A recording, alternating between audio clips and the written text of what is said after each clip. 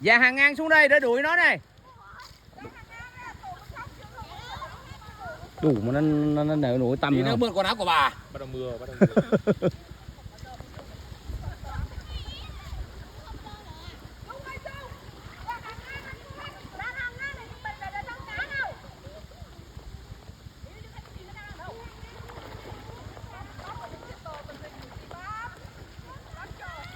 Dàn hàng ngang ra trước con ơi, dàn hàng ngang ra.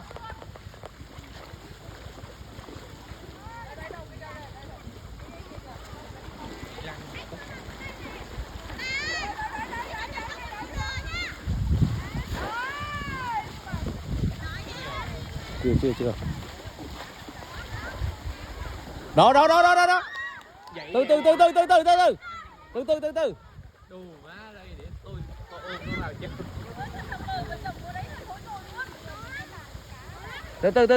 Từ. Đủ mạnh đấy.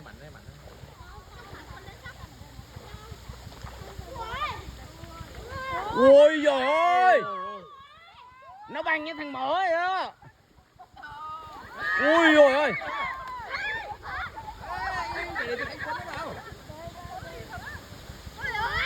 To đấy. Băng năng mỡ. Ui giời ơi. Nó băng như thằng mỡ. Ui giời. Đây ra. Ui, miệng to phải. Ui giời ơi. Mồm to giống bầm ấy bầm. Mà con này. Ô ta. Con này mà bán là thôi kinh á. Ui.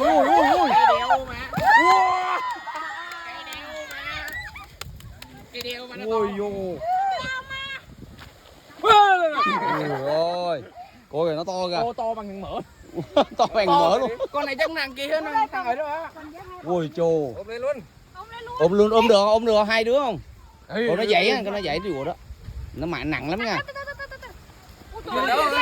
Con nó to vô. Ôi vô coi à. Ôi trời ơi. Làm một mẹ to đùng. Ui trời ơi. Khủng khiếp. Trời ơi, con nó lóc một phát á. Ôi sao nó thoát được hay hề. Ôi dồi, nó to trời ơi. Vào cân thử. Khỉ ơi, khỉ cũng bằng luôn á. Con này thì 10 kg. Ui trời ơi. Tôi. Này mười mấy ký nè, 10 ký. Cân thử. Ôi trời ơi. Cá đi làm một tí. Ôi trời ơi đã. Mình vô kịp thời. Mình vô kịp thời.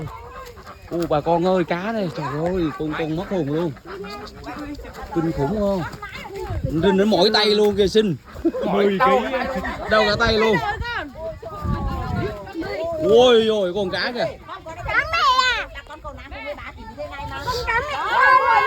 Ôi vô 10 mấy ký mà. Con này 15 kg. Quá khủng rồi. Phải không? Nó nặng hơn thằng khỉ nữa mà. Nó còn đổ ra được kìa. Trời Cả 15 kg. Ôi sao được rồi đi con. Đã chơi mà đã chơi xong đâu mà nữa. luôn. Bà chở ra chợ nhập luôn bà ơi. Bà chở ra chợ là y bài luôn á. Bà chở đi chợ nhập luôn chứ. Nó mở ra kìa. Còn không điện nó vô nó ấy. Nó mở ra cơ. Điện nó vô nó lấy. Làm thịt cái gì làm thịt rồi chia nhau mỗi người một. Thôi điện vô nó lấy. To lắm. Thì nhiều người mỗi người miếng ta cho mình chứ mà đủ được mà không bán đâu. Ê, nó còn chảy nữa. Sau á. Kìa. Nó mệt lắm. Đánh gì đây? Đánh gì đâu? Chia nhau mà ăn đi. Mà con cái chia nhau mà ăn với người một miếng. Người chia nhau miếng mà ăn rồi mà ở nhà mà. Cái này dùng máy làm chứ người đâu làm nói nó. Đây là chia nhau mà nữa. Có cái đầu to. Thân ơi, con cá nó chảy mà nó đâu mà lấy cái đầu em thì cái đầu chắc 10 kg rồi anh Trân. Cái này con này là con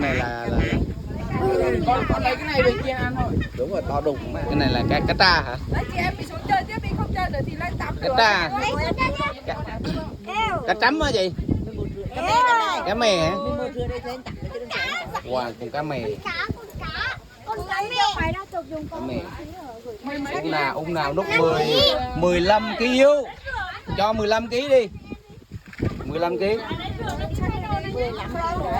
Nhưng mà nhà chồng nợ rồi. Đi mò chai đi, nhanh giờ lên rồi tắm nào. Đi vô tắm đi. Trời ơi, nãy giờ mình có được cái sản phẩm này ngon lắm rồi á, chiến lợi phẩm á. Ôi trời ơi. Chỉ có 40 à. Cái này 40 kg. Tắm đi chia nhau mà ăn được. Ôi trời ơi, còn cái thau cũng Trả tiền cho ông bà. đại nhạc hội xung quanh. Yên tâm cả ban đi vô trong này. Rồi có cái món gì? Món gà nướng nữa, gà nướng mấy đứa kia đúng không? heo nướng. Nó lão làng rồi đó là nó khôn. Nhưng mà sao là bọn kia tới 5 năm, nó được 2 năm mà sao khôn được nó được? Con mai mà nó giật con cá chắc nó lôi con mai xuống luôn. Cái may gì mình kiểu gì phát hiện nó bởi vì nước cạn hết rồi mà. Ui ôi, Ông nó bà cạn mới à. xả nước hay sao vậy? Phát hiện rồi. Sao ông bà nghe mình vô ông bà mới xả nước hay sao đúng Kiếm không? miếng nào chảy mình cho ra ngoài cũng được. Không chảy đâu. Rồi vậy đó các bạn. Ui, thấy khủng khiếp kìa. Rồi, hai con nữa, một con là một con. Con coi con này cũng mấy ký vậy chứ. Con này cũng để đó hàng khủng. Cái gì? Cây. Anh đây chắc cũng được tầm 5 kg không? Con được 3 kg. Đó, tầm 3 kg nữa. Hết rồi, còn con nào nghe chắc còn chứ. Trời ơi, vẫn chưa lên à. Các anh các chị vẫn chưa lên à. Chết rồi.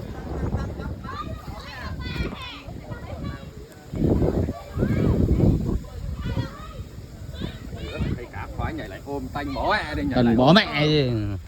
tanh vải. Quan trọng phải tanh gì. Giờ tôi thấy đang giờ người làm luôn này. Mình không có đồ với mình làm tôi thấy nè. Là hải sản mà không tanh. Rồi giờ lôi rút đao sư tử thôi.